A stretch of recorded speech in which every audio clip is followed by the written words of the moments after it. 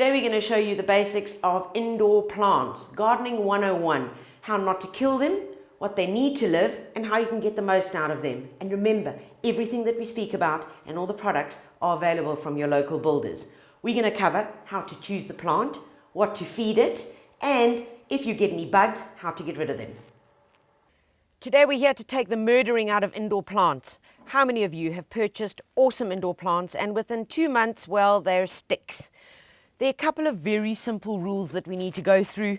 Get it right and you'll have gorgeous, flourishing indoor pot plants, and all of this is available from builders. No matter how much you decorate your home, how many paintings you put up in your lounge suites that you purchase, a home is simply not a home without a few pot plants scattered around. Now, when you're purchasing your pot plant, here's the first thing you got to think about.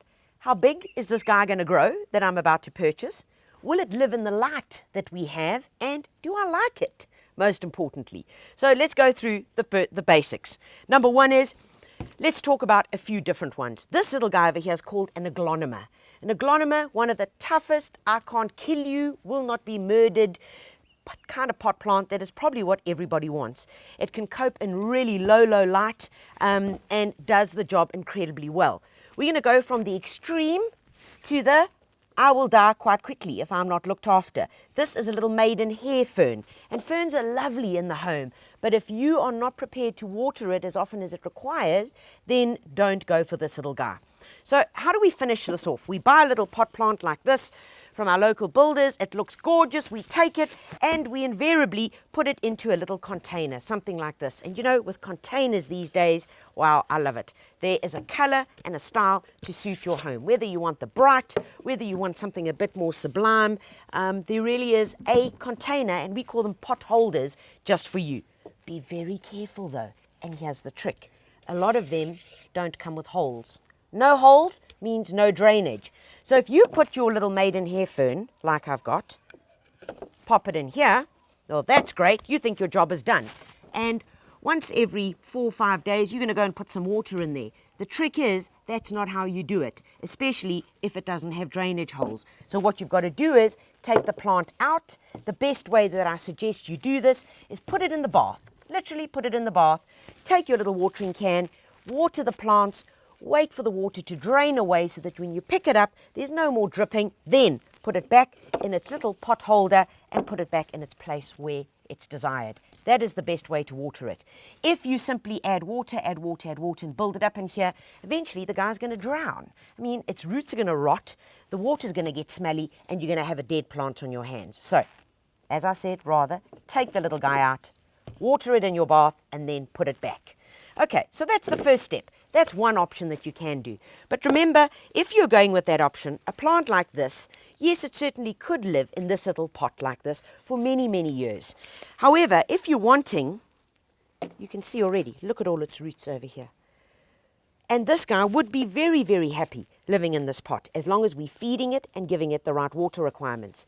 If you want to up your chances hugely, and I mean hugely, on being able to make sure that your little pot plants are going to live and sustain, I strongly suggest that you transplant them into a bigger pot where this plant can actually grow and be happy and have all the perfect conditions for the next 10 to 15 years.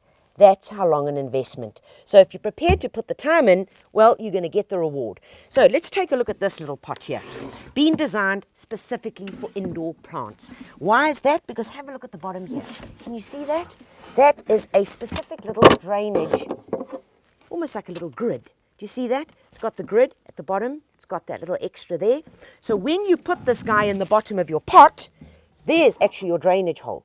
Now what you can do at this point, you can choose to either keep that plugged up, because it's got a little plug at the bottom, keep it plugged up, or you just simply take it out. So the little grid, in it goes, and I am going to be taking this guy out because this is how I believe is the safest way to work in terms of any pots like this. So in it goes, and now we can literally take this aglonema, we can plant it into here and give it a longer life, a much longer life. So all that we're needing for this is a couple of simple steps.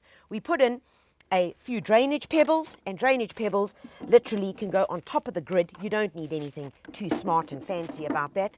Pop those in. All it does is it stops the potting soil from clogging up all those holes and getting into that well at the bottom, which is what we don't want. Now, the other option that you can use is just a bit of shade cloth or even a bit of bidum, which is the matting that you'd use when you're doing paving or putting down pebbles.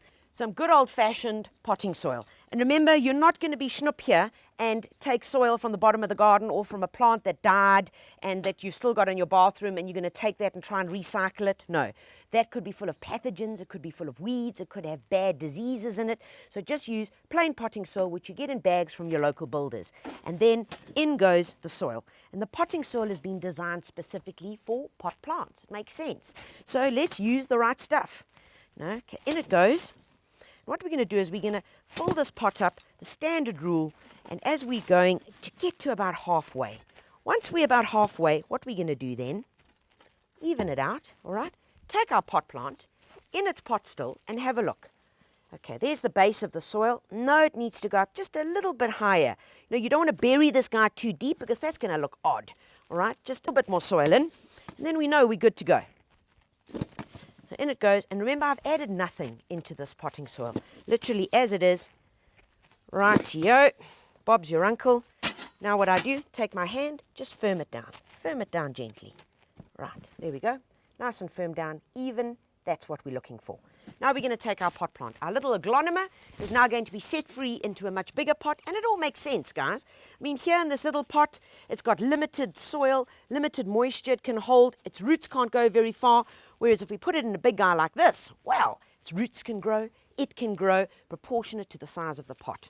So when we take it out, simply turn it upside down, squeeze it very simply, and out it comes. And you can see these little roots are going to be set free inside there. So take the little guy, pop him in. Beautiful, all right, just like that. Position him in the middle of the pot, all right? And then we just take our potting soil and we just start filling in all the little gaps around our pot plant. Now at this point, you could get really creative, and I'm going to show you just how. So let's get this little baby in, firm the soil around it, making sure that we're filling it up. But the critical point about all of this is don't bury the plant deeper than its original soil level. And that's really important, or else you're going to be like strangling the plant, okay? Not higher than its original soil level. So I need a little bit more potting soil in here. Let me get that finished off, and then I'm going to show you a quick trick about how to pimp up your pots. All right, soil is in. We've got the right soil level. Let's just take a check so that we understand what we've done. Hold it back here. Look at that. The soil level is not right to the top of the pot. That's really important. You see there's a bit of a gap here. The reason for that is when you water it, the water doesn't overflow out of it. Plus, we want to finish it off. We want it to look cool, you know. I don't want to look at the black soil. Of course not. So what do? They're awesome options. One of these beautiful black decorative pebbles. You can pick up all different colors from your local builders. I love taking these and simply just putting them around the plant, and that just finishes it off, you know. Really gives it that slick look that you're wanting, and you can get them in many, many different colors. So we can pop those around and just gives a nice slick finish look. The other option is you can take some bark chips, which you can also pick up at your local builders in smaller packets or in larger packets.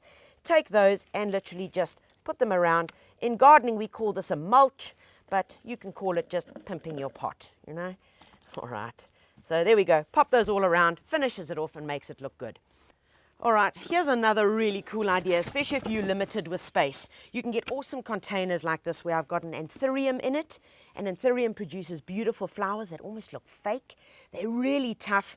Inside it, in the middle, you'll recognize this one, an aglonema, the same as this guy. And this is called a peace lily. Flowers continuously within your home. It'll probably have 6 weeks without a flower. All of these can grow in low light or in medium to high light. The only thing is, any indoor plant, and this is a rule, any indoor plant does not like direct sunlight. If it's got direct sunlight, the leaves are going to burn, a telltale sign, burnt leaves on the edge or actual splotches on it. Okay, so how have you killed all your plants? Well, probably through this. Most importantly, it's about watering. Any indoor plant, water once every 7 to 10 days. That is more than enough.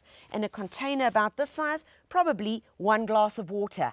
1 glass, 250 mils in this once a week. The bigger your container goes, obviously if we're looking at one like this, you'd probably use 1.5 cups of water. The bigger you go, 2 cups once every 7 to 10 days.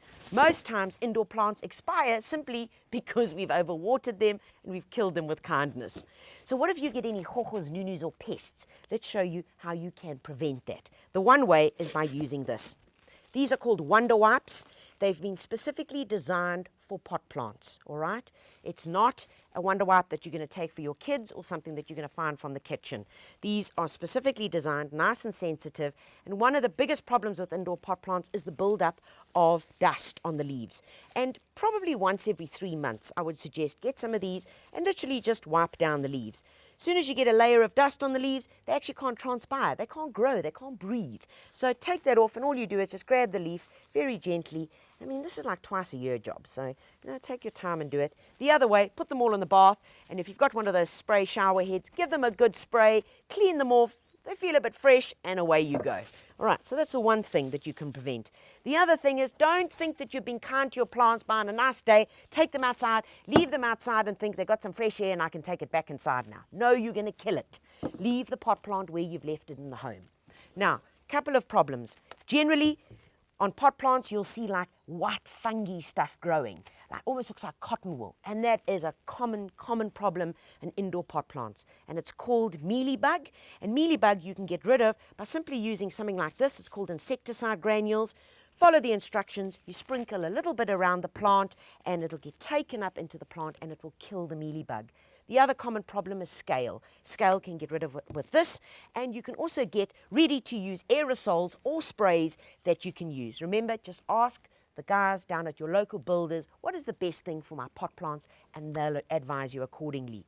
The other problem that we might have is fungal problems. Now, fungal problems are primarily, you see spots, those spots getting bigger and bigger and bigger, and the leaves turn brown and start falling off. And that you can use an aerosol can of fungi gun, simply hold it about 30 centimeters away from the plant and give it a spray. That you need to do once a week until there are no signs of the disease. So that's getting rid of your pests and diseases. Now, what else do they need? Well, just like us, plants need food. Remember, it's captured in this pot. Whatever is happening in here, whatever nutrition is in there, that's all it's going to use. So it's important to feed your plants. Now, there's some really cool solutions for lazy gardeners. Take a look at this. These are called grow sticks. Literally, it's a stick that's full of nutrition, and as the plant needs it, so it's going to take it up. And they come out like this. According to the size of the pot, all you're going to do is take this little guy, pop it into the soil, one on that side, one on that side. Water it. As you're watering it, the plant takes up the nutrition as it needs, and it's going to flourish. Remember, plants need nutrition in order to grow. There are other options as well, like Nutrisol or Nitrosol, which you shake up really well, dilute into water, into a watering can, and as you're watering the plant, so you're feeding it as well. Folks, the really important part about indoor plants is food and watering. If you get those two things right, you're good to go, and you're not going to be the plant murderer that you've been known for in the past. Remember, everything that we've gone through on indoor plants, what to use, how not to kill them, is available from your local builders.